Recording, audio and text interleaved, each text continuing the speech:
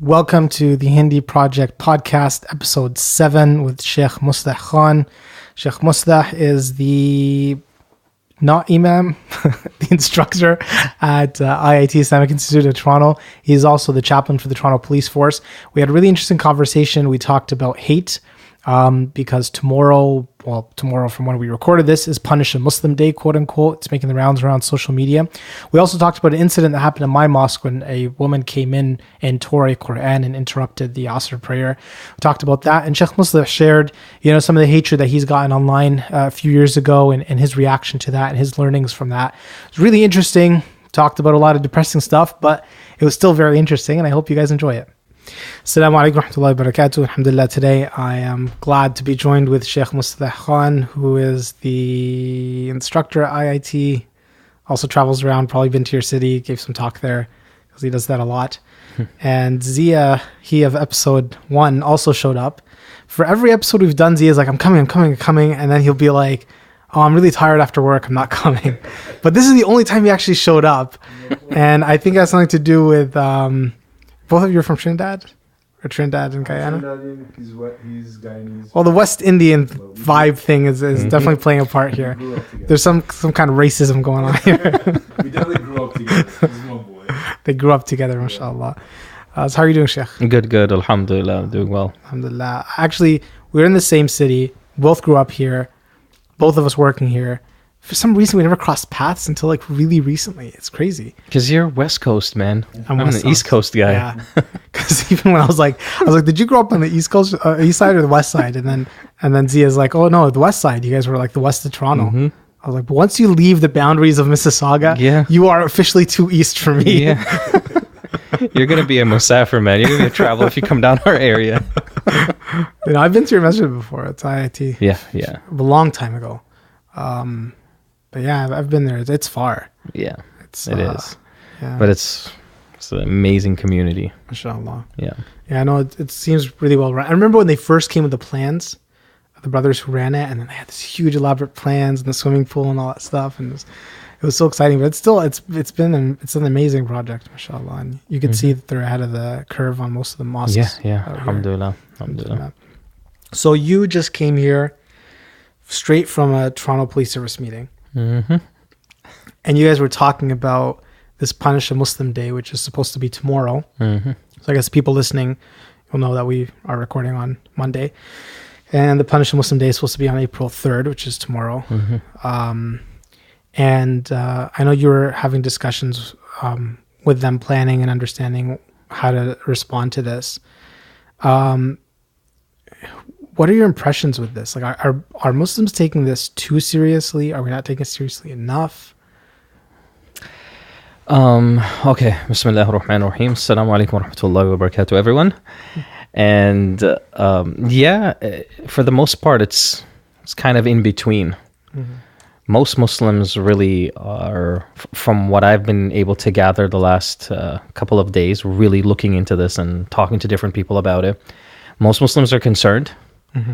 Not really sure what they're supposed to do, and for the most part, though, the good thing is that the vast majority I've talked to plan to just treat it as any other day. Mm-hmm. They're going to be extra vigilant. They're going to be aware of their surroundings and take those additional precautions. But other than that, it's just going to be another day for all of us, inshallah. Sure. And with the support of the police service, I believe all around the city, not just Toronto Police, everybody is aware. So everybody's going to be taking it serious from that aspect. But other than that, for Muslims in general, it's going to be another day, inshallah, with no problems. Inshallah. I think what the interesting thing to me is that when you go on social media and you start searching Punish a Muslim Day, or you look for it, the overwhelming number of posts are from Muslims, like talking about it. It's not to say that it's not a legitimate thing. Like it did originate from Islamophobic groups. They did pass the fly around. But somebody put up a tweet today and it kind of caught me, and it said, Muslims talked about it so much that it became a thing. Like it might have just been a random flyer out there, but then someone caught wind of it, put it on social media, and then Muslims saw it, and then it started spread, and then it got into the uncles' WhatsApp groups. And once it gets into the hands of the uncles on WhatsApp, like everybody's gonna get that flyer like a million times over. And then we made it a thing. Like now it's actually a thing. Now there's actually Islamophobes being like, "Oh, this is a thing." It's almost like we spread the message. Did that actually happen, or are we just? I hate to say it that way, but I've just started looking at this seriously about 3 days ago. Okay. Other than that, I looked at it and treated it as any other campaign of someone barking in the midst somewhere in the background. Right. As long as it didn't make it into mainstream and it's not just in every news feed on social media, you're aware of it. Yeah. But like you said, we're not, emphasizing or sensationalizing this thing any further. But yeah, to some degree, I think a lot of Muslims, when they look at things like that, they took it to another level. They get upset, and they're just not aware of how to treat that kind of hate. And a lot of emotion, man. And I guess, Sheikh, you probably understand this very well as well, that, when you got a platform like social media where everybody can just say what they want, share what they want. Yeah. The door is so widely open for anybody to share these things and to talk about them. And so you're hoping it wouldn't go viral. You're hoping it wouldn't be sensationalized, but sometimes it ends up happening and you're not really sure why. Yeah. So this is kind of one of those situations, and because it reached to that degree, we just have to deal with it now. Now we have to really look at it and take it seriously and prepare as best as we can. For sure. Our mosque is hiring a security guard and everything tomorrow, and I know a lot of Islamic schools are doing the same thing, and people are sort of prepped for it. But it's just kind of the idea that's kind of stuck in my head. I'm like, did we turn it into, if we ignored it, would it have gone away, or would it have still persisted? Would it have still happened? And you don't know, is it a good idea to ring the bell and be like, this is an issue? Because it got into the mainstream. Daily Show did a piece on it. Did you catch that? Yeah, and I didn't catch it from Daily, but there were a couple of news outlets that wrote and published articles on it. Yeah. But the thing is, Sheikh, it's risky, man. Because on the one hand, you don't want to popularize it any further. But then there's always that little what if, and that small margin of a possibility of this being real and, turning into something it's scary.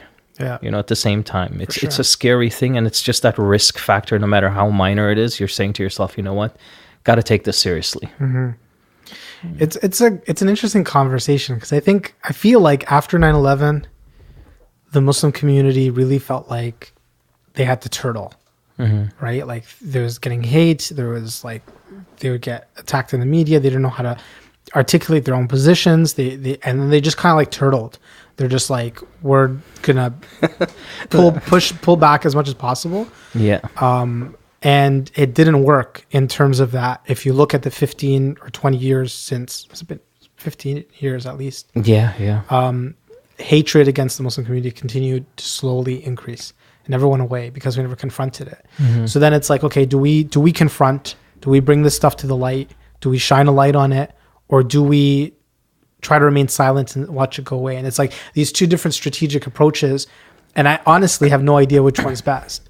And maybe there's not, a rule of which one's best. Maybe some circumstances it's better to be quiet, and some circumstances it's better to talk. But it's hard to figure out what exactly what approach to actually take. I think at the end of the day, both approaches have their time and place. Actually, this is even found throughout the Qur'an as well, especially in the story of Surah Yusuf. There's one instance where he's defending himself when he was wrongfully accused of seduction, right? So he clearly says, قَالَ هِيَ رَاوَدَتْنِي عَنْ نَفْسِي. She immediately says, no, she was the one that tried to do something with me. But then later on in the story, that wasn't the case. When he was wrongfully accused later on, for other issues pertaining to his family and his brothers and so on, there are times within that story where he just remains quiet. It's just one of those situations where you really have to outweigh what is going to be the best option. They're both good in what I would see, and it really goes back to the magnitude of the issue, and if you staying silent or responding, what is going to be the potential outcome. Just on that note, I was laughing a bit earlier because when you said that how ever since this whole wave of hate started to increase the last 15 or so years, I know exactly what that feels like. I've had my fair share over the last couple of years, especially with that. Yeah. So at least speaking for me as a Muslim and as a teacher, an Islamic teacher, for me, it's really the whole idea is that I'm just not prepared for this yet. It's not that I don't want to confront it. It's just exactly how and what is the right approach and what do I say or not say are things that we're still figuring out and learning how to do that. We've never been confronted with hate at the mainstream level for ages. Yeah. Just think about it. Think back years and years ago, how often we were in the news for something. So, yeah, I mean, I think it's interesting. I think especially, Muslims, we come here and a lot of Muslims are used to being majorities in their countries. Like if you come from Egypt, you come from Pakistan, you're used to being the majority in your country. All of a sudden you come to a country where you're the minority. Yeah. And it's really difficult to adapt. And it's really difficult to understand how the language that you use is being interpreted differently by the majority of the people who are not part of your minority. Yeah. Like you could say something and a Muslim guy would understand exactly what you mean and where you're coming from and the context from which you're coming from. And somebody in the mainstream has no clue. And for them, especially since we're racialized, they might immediately jump to the idea that this is super dangerous and you're evil, and all those kinds of emotions come out. And that's why you see like a lot of communities who are used to being minorities. Like you see like some of the Ismaili groups and whatnot who are used to being minorities in their own countries. When they come here, they adapt a lot quicker than we do. Yeah. Because they understand what it's like to be a minority. They have that concept in their mind that people are not going to understand me unless I translate my narrative to them. And we don't know how to do that. And we're still like, our community is just this whole trying to figure out how to tell our own story, how to actually allow people to understand the context of where we're coming from. Yeah. Because there's a language barrier right there. And, we've always talked about a language barrier in our community. And we always mean it like we don't want the uncle with the thick accent talking. But it goes beyond that. There's a bigger language barrier. There's a language barrier of how do you translate your context to someone who has no idea what it's like to be a Muslim or what it means to be a Muslim. And this is the thing, and sometimes you get caught off guarded for a moment where you just come to this part of the world and you live like everyone else. Like all Muslims just live normal lives. We go to work. We want the best for our families, send our kids to school, just the normal everyday things. Then in addition to that, we're minorities. So now when we're put in the spotlight, we end up being like how one sheikh described, like Bedouins that are just scrambling around wondering, okay, what are we supposed to say? What are we supposed to do? Yeah. Unfortunately, sometimes, when we're put on the spot because we're unprepared, we're not educated really on how to respond intellectually and that sort of thing. We've learned things a certain way for hundreds of years. And I'm not referring to the fundamentals of our deen. That will never change. Yeah. But just presentation-wise and how we articulate certain principles. Yeah, like you said, sometimes we would take it for granted that we're talking to a Muslim audience and we know they get us. And the reason why we know that is because when we're talking to them, they never ask us anything about it. Yeah. They internalize it, they're happy, they give you words of confidence and support, and then they kind of walk away and that's the end of it. Now, till it extends to the audience that doesn't know you, like you said, and doesn't have any background of who you are, your culture, your religion, etc., even how you've been sort of taught this religion, they don't know anything about that. Immediately, when you start talking, it sounds, in a like totally a different world. You're saying things like, how could you say that? Well, you don't know why I'm saying this, and you don't know why it came out this way. Right. So that's just one side. The flip side of that is, and this is really what I wanted to get at, was we do have to upgrade the way we talk about things. Yeah. So let's give a bit of background. So you touched about like some of the hate that you got. Do you want to talk about like what exactly happened? Because I know it was like about a year ago or something. I think we're heading into the second year now. When I first became chaplain for the Toronto Police Service, now Sheikh, I have a lot that I want to say about this, right? But I'll try to be as brief as I can. So I reached a point in my life where about 15 years now, I've been an Islamic teacher.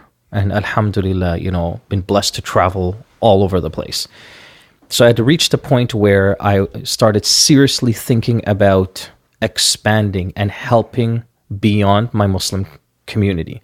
I wanted to do something for the broader community. So I thought to myself, a good starting point would be to volunteer somewhere. I literally went on Google. I typed in volunteer opportunities in Toronto. And I started looking at everything that showed up. And one of them was in law enforcement. So that, for some reason, just immediately caught my eye, clicked on it. And before you know it, it led me to Toronto Police Service. They were looking for volunteer chaplains. And everything's just kind of snowballed from there. And the reason why that caught my eye is because I knew a couple of the other chaplains in other districts as well. So I was already kind of interested, and wow, it's a pretty awesome thing to do when you're just as a volunteer position. Definitely. So I went through the process. Alhamdulillah, I got it. I was so happy about it. I was just absolutely happy that, this was something that more than what I wanted. So I posted about it on my Facebook. I was like, I've been given the honor and so on, and now I'm chaplain for Toronto Police Service. I think it was the next day or the day after, from Toronto Star to every main news outlet, I think in the country. Wow.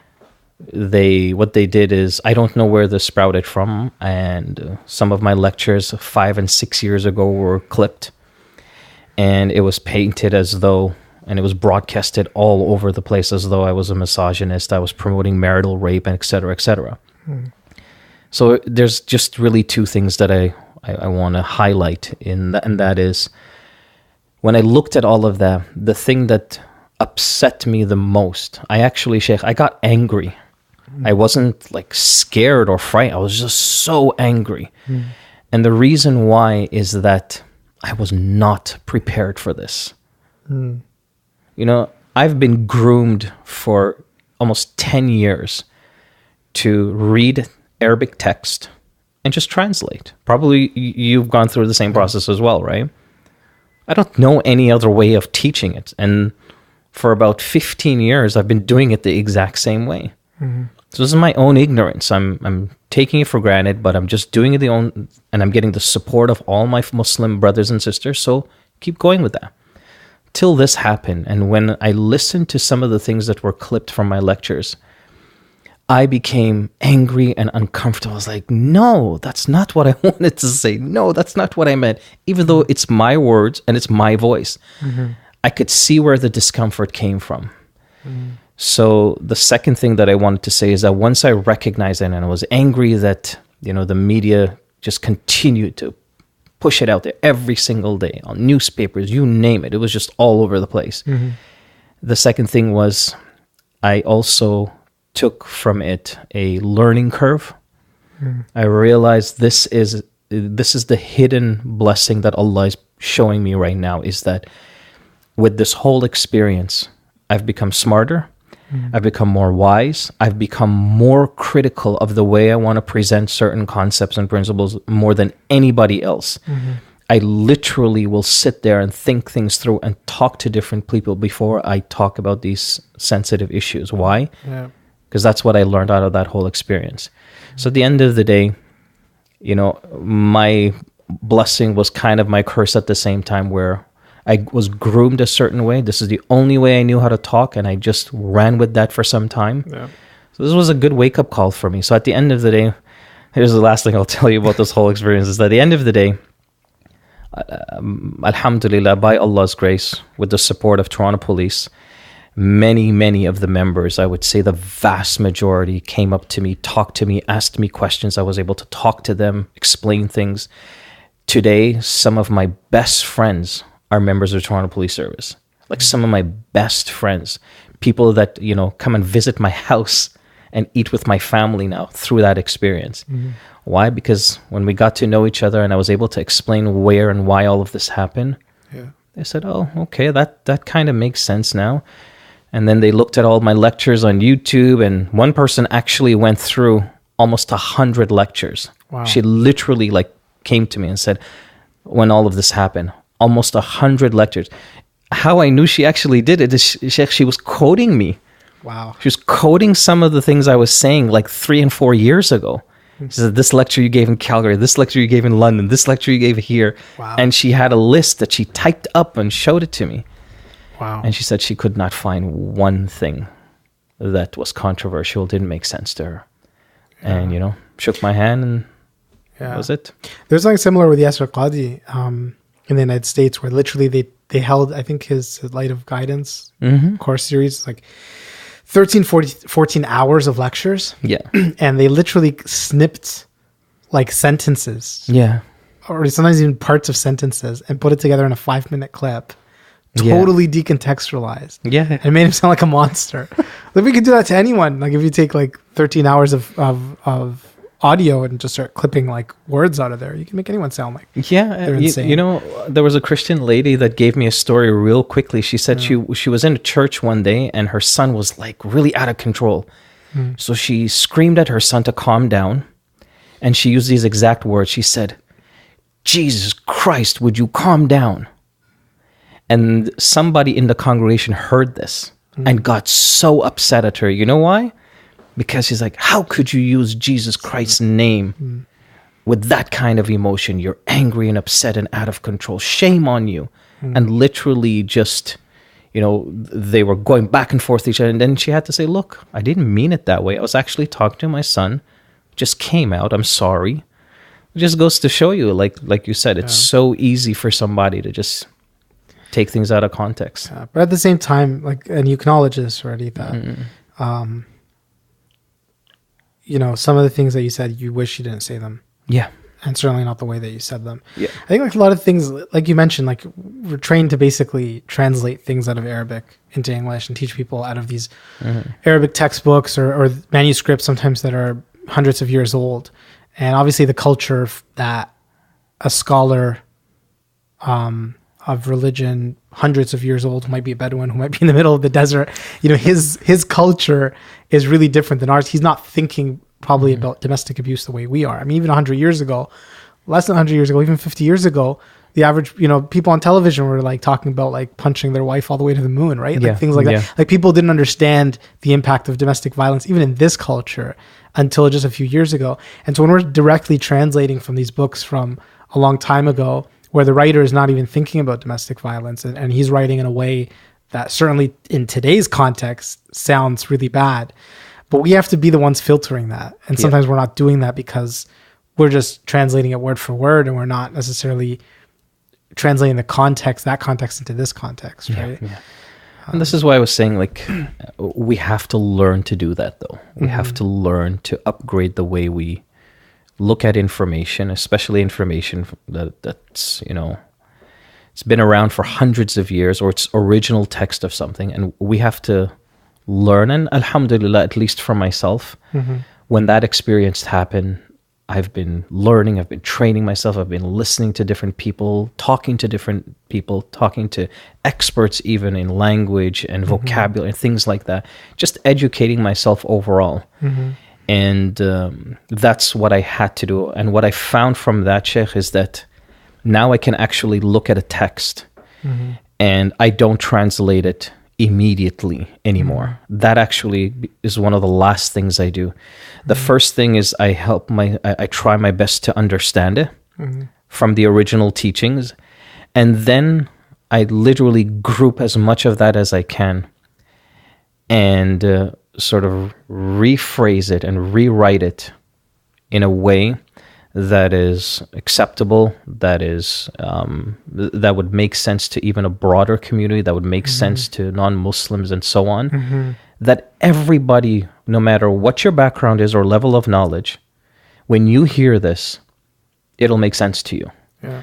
And I've never done that in my life. So like it was a blessing in disguise for me. Yeah, it's definitely, we all have to learn from the experiences that we get in our lives. And I just wish it wasn't so bad. I wish if somebody just kind of like, hey, man, You know, you get tested because Allah loves you and He wants to see better from you. I hope so, inshallah. I hope that this was a sign of that. I mean, inshallah. But it's interesting because I think like I feel like this is a case study we should be presenting to different imams, because I feel like there's a training opportunity here that is really missing. Because even, for example, one of the things I think they said is that you're talking about like a wife has to obey her husband. Yeah. And obviously the word obedience and obey kind of like gives this imagery of like slavery, of like the husband's like enslaving his wife. I knew immediately when I heard that clip, that's not what you meant. Yeah. But that's how it sounds, especially to like a mainstream audience, to the broader community. That's how it sounds to them. And the thing is, I imagine a lot of imams have probably used the same language. And it's just understanding the concept that it's not obedience, it's more of like devotion. She has to be devoted to her husband, and the husband has to be devoted to his wife as well. And to translate that context, because when you're just plucking word by word, you might lose the meaning. Yeah. You know, it's interesting because you want to be faithful in your translation. They're translating the actual words, but sometimes when you translate it literally, you lose the meaning. Yeah. The literal translation is not always the most accurate translation, right?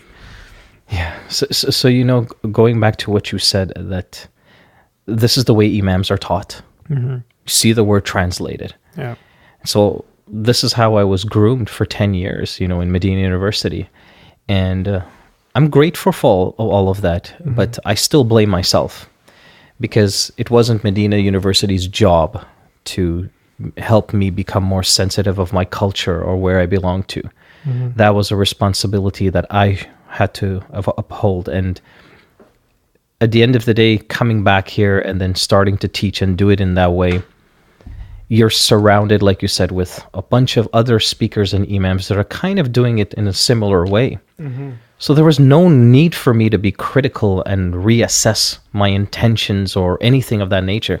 I thought that when I said, hey, you know, woman should be obedient to her husband, people are going to get right away that the word ta'ah doesn't just mean obedience. It also means to nurture, to increase your devotion and love towards and commitment to this marriage. So I just assumed, and I hoped that at the end of the day, my Muslim audience got me, and that was the end. And how I got comfortable with that idea is, until this day, not a single one of those listeners from that talk had ever asked me about it. Not one. So you just put it behind you, pack it up, put it behind you, and move on. Until the broader community seen it and highlighted, then you're like, okay, now I got to rephrase that, and I got to be more specific. Yeah. Someone in Toronto Police told me, he said to me that, you know, unfortunately, people don't see your intentions. They just hear what you say and judge you from that. And I was like, yeah, you're right. Yeah. It's a lot of pressure too. I mean, if we did the same exercise with Christian pastors, with Jewish rabbis, with, you know, Sikhs and Hindus, and you could make a lot of people sound really crazy, right? Like it's also like the method of plucking these texts, these quotations out of context, is a really destructive methodology, I guess, that they're using. But I get it. I mean, I'm getting a lot of this. Not the extent that you got, but I'm like till now and recently, especially. I'm getting a lot of people attacking me on Twitter, attacking me on Facebook and things like that. And not quite the same attacks that you were getting, but making up lies, like just straight, complete lies, like ridiculous lies. Something similar to you, they took one quote that I gave during a talk at a church, not even at a masjid, right? And what's interesting, the end of the quotation was like, they're asking me to explain to them the verse وَضْرِبُوهُنَّ, right? So obviously it's a controversial verse in the Qur'an. So I was explaining to them, and I began my explanation and concluded my explanation was, this cannot be a justification for domestic violence. Then I explained like the different ways that Muslims understand the verse, and then I ended with, this cannot be used as a justification for domestic violence. Very clearly against domestic violence. They took the quote and are like, this imam is promoting domestic violence. So like they straight up just like decided to remove all the context from it completely. I mean, what can you do other than laugh, right? Yeah. So even sometimes, no matter what precautions you take, no matter how much you try to explain your intentions and try to use the right words, some people are still going to take things out of context completely. And I haven't even pushed back at it. Like, I see this stuff online and I'm just like, whatever, let them say what they want to say. Yeah. Especially if you're going to attack me with such like blatant lies. Like, there's no point explaining how much you're lying. Like, I'll just let you get away with it for now. We're all going to have our fair share, like Islamic leaders and teachers. So this stuff still continues for me till this day. Yeah. But I can handle it a lot better. I can recognize it and see it. And for the most part, everything now that's unfolding or whatever, somebody wants to clip a statement here or there, really turns into nothing. Because I think now for maybe the last, I would say comfortably for the last 4 or 5 years now, hopefully I've put out a lot of material out there for people to overall look at the speaker and make a judgment of him, that at the end of the day, despite maybe a few sentences here or there that we need additional explanation, for the most part, he's not what they say he was. Yeah. No, it's important too. It's important to, provide moral leadership, so that no matter how much people want to attack you, if the general community sees your moral leadership and sees the kind of person you are, it becomes more difficult for them to try to drag you down. I mean, the irony that I mentioned of them trying to attack me as like promoter of domestic violence is that I actually helped start an organization called Muslims Against Domestic Violence, called MADA. I mean, I think it's not really operational right now, the organization, but 10 years ago or so, or more, 15 years ago or so, when I was in university, that was an organization I started. So that's the irony of the whole thing.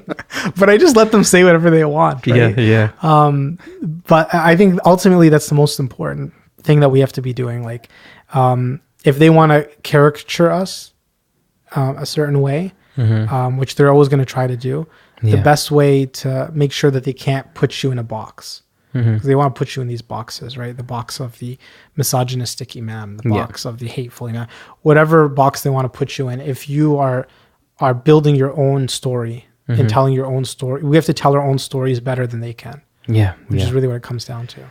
Yeah, you're absolutely right. So that's where I'm just relying now on all of my material. Every time I pick up a microphone, I make sure that it's recorded and posted online. So that people can always hear and see and stay up to date. Definitely. What do you think about like the idea that we shouldn't be taking textbooks straight out of Saudi Arabia or Egypt or these countries and like taking them straight like 100%, that we have to apply our own filter to it? What do you think about that concept? I think this ties into a lot of what we've been talking about so far. It is that filter of upgrading the way we'll explain some of this text. And this goes back to, again, like the last 200 or so years. All this material, these great scholars and imams took the time and spent the time to simplify it, put it in textbooks, make it easy, put it in qawa'id in principle form so that we could follow it, learn it, and even memorize it. We just don't have much of that today. And so for a long time, for all these years, we've been so used to and so comfortable with that method. But now I don't know, maybe in the last 10, 15, maybe 20 years or so, people are starting to realize how archaic and outdated maybe some of that structure is. Do you think we need like seminaries like based in North America? Is that like the solution to this? Maybe to some extent, right? And it's not to just omit one and introduce the other, but at least to show that all of these things, as long as they have their basic principles intact, it's just a matter of presentation and how to disseminate that information that is relevant and acceptable to your time, your culture, your society, and so on. Dr. Yasser Qadi gave a fantastic presentation on this subject a while ago. And he was highlighting the same thing, that at the end of the day, if you take an opinion from somebody in Saudi or some other part of the world who has never traveled anywhere outside of Saudi, Yeah. you know, has never gone to America or Canada, has never ever even talked to a non-Muslim, and you take that fatwa or opinion and you implement it here, you're going to run into problems. Yeah. So I picked up exactly what he meant by that. A lot of people were just like, what are you talking about? These are the imams of the ummah, etc. No. That's not what he's talking about. It's just when it comes to how to disseminate that information, it's got to be relevant and acceptable. There's theoretical knowledge Yeah. and then there's practical Yeah. knowledge, right? And you don't have that practical knowledge if you don't understand the context Yeah. that you're in. And you see, Sheikh, you know, so he gives this lecture. And do you see that how, even despite that talk was needed, it was so relevant for us, still, it's still a bit sour for a lot of Muslims to grasp that and taste it. It's like, Arguing against them. Like, really? No, I'm not going to get away from, you know, the Usul al-Thalatha and Muhammad ibn Abdul Wahhab and so on. No, I'm not ready to do that, yeah. So we're still... It's interesting. You know, somebody told me something. Well, first of all, let me say this. I think one of the tragedies is the fact that, yeah, you're right. There are scholars who have never left, like, their village. You know, there's some scholars in Qasim who have never left it. Like, they've been there their whole lives. It's crazy. Sheikh, I had a sheikh one time, a teacher who told me that when you go back home, that beware that women driving is haram. And he was trying to tell me that I should prevent my own wife from driving because it's, you know, aslan, you know, originally it's haram. And I was just like, I can't believe you're a professor. It's crazy. You know, so yeah, just like you said, they've never came out of that. But then look at the scholars of the past. Any of them, all of them traveled. They traveled a lot. Yeah. Like it actually, it's just traveling is so eye-opening. Seeing the way different people live, understanding that context matters, understanding that time and place matters, understanding that culture matters. Like, and these are like the basis of so many of the scholars and how they established the religion to us. Look at Imam Shafi'i when he moved from Iraq to Egypt, and how many of his rulings changed. They mentioned about Imam Ahmad that he traveled so much that it was only because of a pain that came to his feet that the only reason he stopped traveling. And he said, if other than this, I would have kept traveling. And there's a reason for that. Like, they're traveling for a reason. Like, they know there's barakah in doing this for the sake of Allah. And like, you're gaining knowledge and you're gaining experience. And experience is a form of knowledge, right?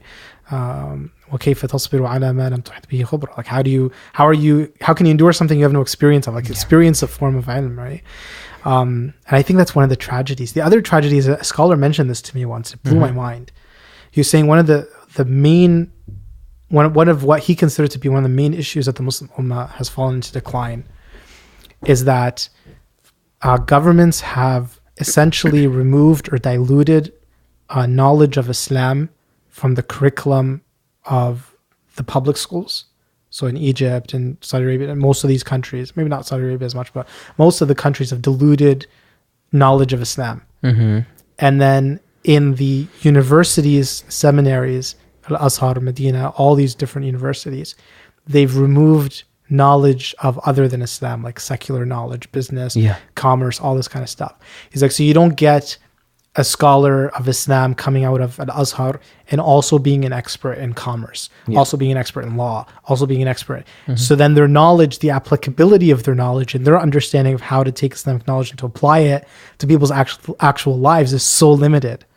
And then on the other hand, the average people don't have any, or have their connection to the religion has become so diluted they can't connect back to religious principles. So it creates this chasm between the scholars. And there you go. So there you go. I mean, this is exactly, I mean, use my example. This is exactly what happened. You know, 10 years I'm studying in one university. I've never, ever studied anything outside of just the basic fundamentals of the deen.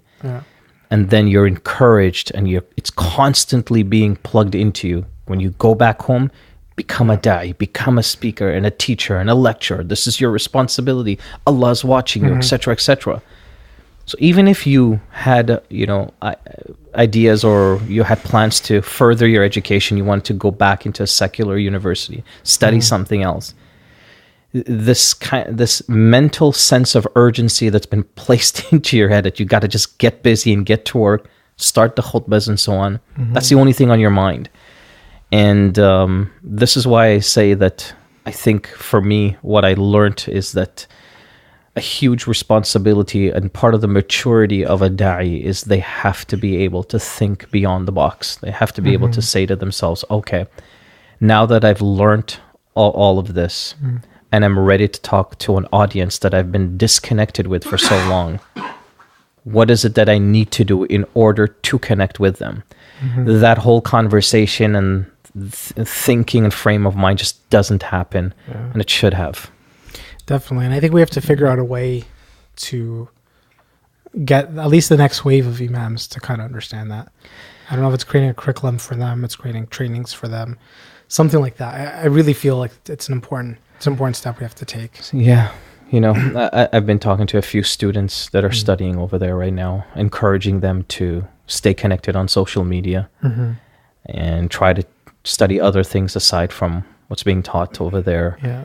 But really just staying connected was the key message I had for them, whether that be through social media or any other avenue. Definitely. Just keep in contact and keep listening and hearing and observing what's happening back in your homeland. Yeah. It'll help out a lot. Yeah, definitely. I did meet with a couple of students when I was in Medina.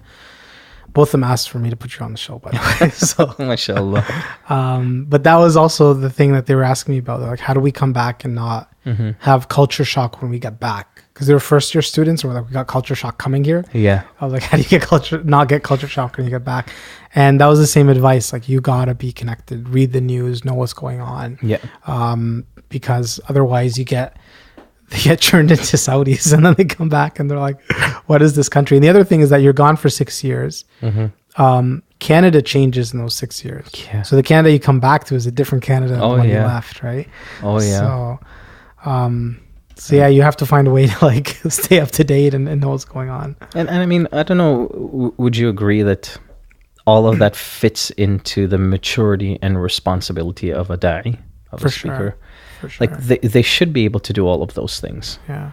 So I think for people like myself and you who are already doing it, it's more or less encouraging these students and keeping them in the right lane and say, hey, stay here. Definitely. Which keeps you connected to us over here. Don't get out of this lane. Yeah. You know, I can remember some summers I would come back and I'm going to like Shoppers Drug Mart and I'm saying Jazakallahu khairan to the cashier. You know, it's just, you're so disconnected from them. Yeah. You know, it's like, oh my God, I meant thank you. Sometimes you go to, 14 or something, Assalamu alaikum, and oh, hello. Like all those little things. Yeah. It does make a difference. I think also the other thing is that like someone graduates from Medina, they finish their bachelor's and then we're like, all right, now you're the leader of the community. Yeah. And it's like, nobody does their bachelor's in commerce and you're like, now you're the expert in commerce. Like, come lead us in our financial decisions. Like, it's a bachelor's. It's not like, you know, and there's still that learning curve of going from a fresh student to actually being able to be a leader of the community. Yeah. Or being able to be considered a scholar. That there's a big gap. And I think people are set up to fail when they get plucked out and it's like, okay, now you're the leader, go ahead. And they're not prepared for that. Yeah, you're right. I told some of those students that give yourself a minimum of 3 years before you fully get out there and start, you know, making YouTube videos or anything else. Yeah. At least 3 years. Teach some private classes on basic Arabic or something, but get used to the idea of talking to an audience, no matter how small it might be and private it might be. Yeah. And once you do that, in the process of those 3 years, talk to people who have been doing it for several years and hear what they have to say. Yeah. I was telling them, like, the students, I was like, when you come back in the summer, shadow an imam. Like, find an imam who's working and just, like, if it's you or Shakhala or someone, just sit next to them all day. Yeah. You know, go to every meeting they go to, do every counseling session with them, be in the room with them, just be in the room with them all day. Because that's going to give you an understanding of what it's like to actually practically apply your knowledge. Otherwise, you don't really understand what you're doing when you get here. Gosh. And the worst thing that would happen is you get here and someone hires you for their masjid and is like, go ahead, lead. And like, that's the worst case scenario, because then you're not prepared at all for it. I wish the audience could see my head. I'm shaking my head because I just wish somebody could have told me something like that. Yeah. I see the need for that now. Definitely. I wish I thought of it even. Yeah. Well, now we have an obligation, I think, like when these students come back to mentor them, right? Yeah. To give them the opportunity to see what it's like to actually internalize their knowledge, how to actually apply it here, and the nuances that they have to be aware of. Yeah. Wow. I think the other thing that I was going to talk about, but I kind of glossed over it. We were talking about the Punish a Muslim Day earlier. Right.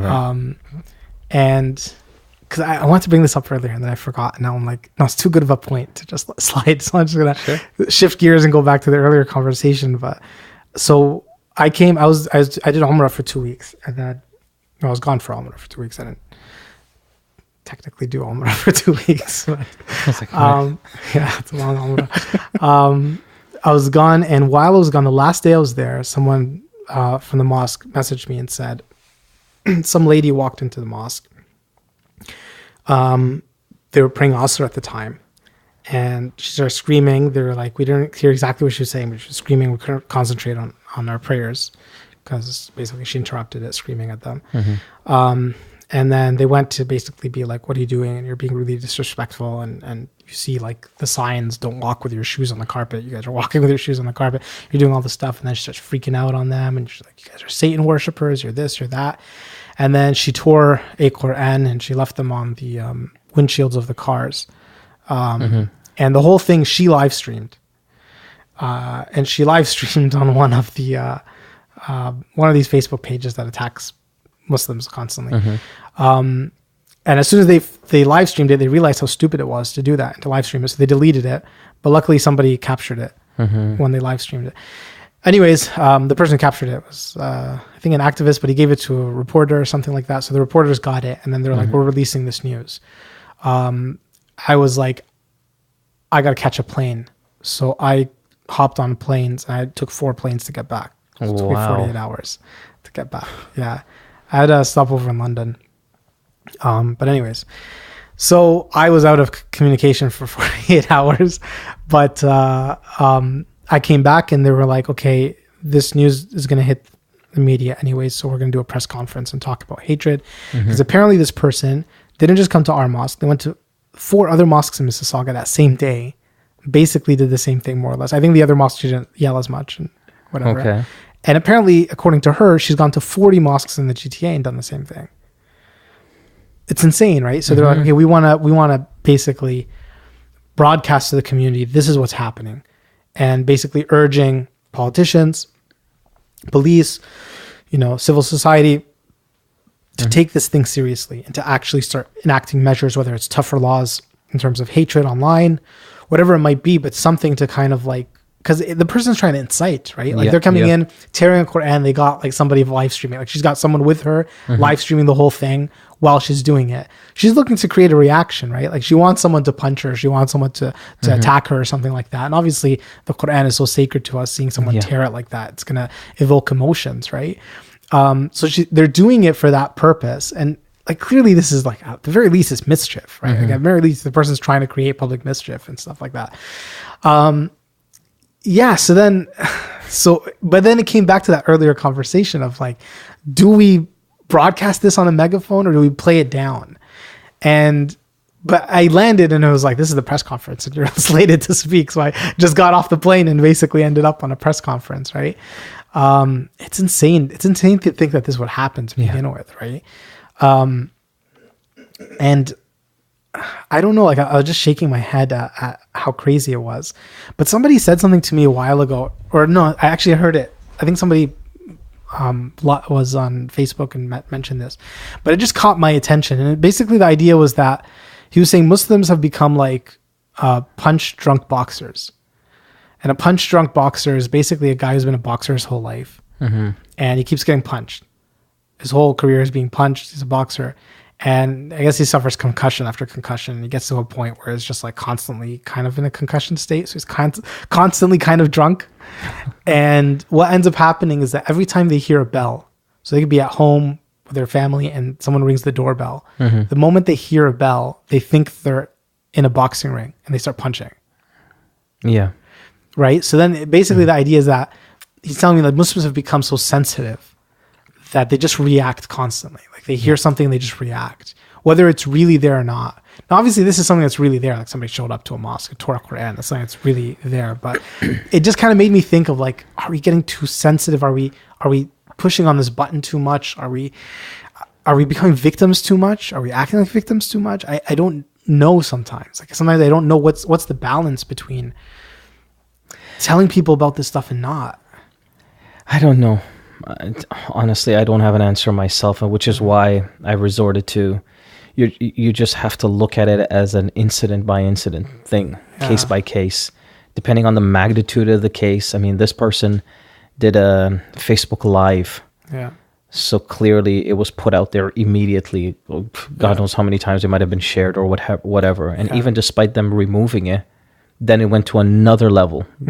Somebody fed it to the media. Yeah. The media didn't ignore it. They took it to an additional level. Now they broadcasted it. Then it turned into a press conference. So when it keeps rising, the magnitude of this issue keeps rising, then I think it was natural to some degree, the sensitivity and confused reaction of Muslims also continued to not only rise, but go all over the place. But Sheikh, I mean, I guess this goes back to, some of the things that we were saying today, which is, I still think we're in that area where we don't know exactly how to react and talk about this stuff when it does happen. And the only thing that we can react with is what every human being reacts with, which is emotion. You tore up my Qur'an. I'm upset with that. That bothers me. Yeah, maybe I might react and say something and I'll, whoops. Yeah. Some of the others, like other Muslims who probably can keep themselves together, who are mentally prepared for this sort of thing, may not have reacted that way. But the vast majority of us are not prepared like that. I have to say, alhamdulillah, like the brothers who were there, they reacted with a ton of composure. Yeah, I saw it actually. Yeah, they restrained themselves really well, and I was really proud of my masjid. Yeah, at that moment. Well, mashallah, they got a fantastic leader, huh? No, So I wasn't even mashallah.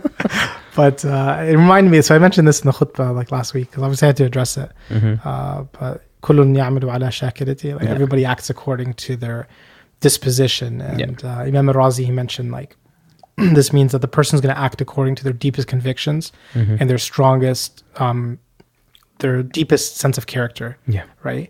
So if the person is generous, they're always going to act according to generosity. If the person is merciful, they'll act according to mercy. And in this case, like the person's cruel, they're going to act according to cruelty. Right. So and there's a story that I read that, and then narration, Israeliyat and so forth, but that Prophet Isa, some people cursed him. So he responded to them with salam. So they said to him, they're cursing you and you're responding with salam. So he said to them, the vessel can only pour forth what it contains. Like if the person contains good, then the response is going to be good. That's the only thing they contain. If the person's full of evil, then the only thing they're going to respond with is evil, right? So I was like, they poured forth with what they had. And what they had was cruelty, was lack of decency, with lack of respect, was, interrupting a prayer service and tearing a Qur'an. That's their level.